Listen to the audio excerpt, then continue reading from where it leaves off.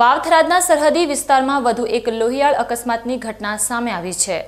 થરાદના પિલુડા અને કરબુણ ગામ નજીક એક બેફામ ગતિએ આવતી ક્રેટા ગાડી ઝાડ સાથે અથડાતા ગમખ્વાર અકસ્માત સર્જાયો છે। આ અકસ્માત એટલો ભીષણ હતો કે ગાડીનો ભૂક્કો બોલાઈ ગયો છે અને તેમાં સવાર 2 લોકોએ જીવ ગુમાવ્યા છે। રાજસ્થાન તરફથી વિદેશી દારૂનો જથ્થો ભરીને પૂરપાટ ઝડપે આવી રહેલી એક સફેદ રંગની ક્રેટા ગાડીએ પિલુડા કરબુણ પાસે સ્ટીયરિંગ પરનો કાબુ ગુમાવ્યો હતો। બેકાબુ બનેલી ગાડી રોડ સાઈડના ઝાડ સાથે ધડાકેભેર અથડાઈ હતી।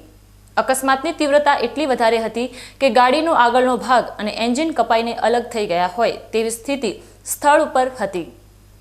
ગાડીમાં છુપાઈને લઈ જવાતો વિદેશી દારૂનો જથ્થો રોડ પર અને ગાડીની આસપાસ વેરવિખેર થઈ ગયો હતો। આ દુર્ઘટનામાં ગાડીમાં સવાર 2 વ્યક્તિઓના ગંભીર ઈજાઓ થવાને કારણે ઘટના સ્થળે જ કમકમાટી ભર્યા મોત નીપજ્યા છે। ઘટનાની જાણ થતાં જ થરાદ પોલીસનો કાફલો તાત્કાલિક ઘટના સ્થળે દોડી ગયો હતો।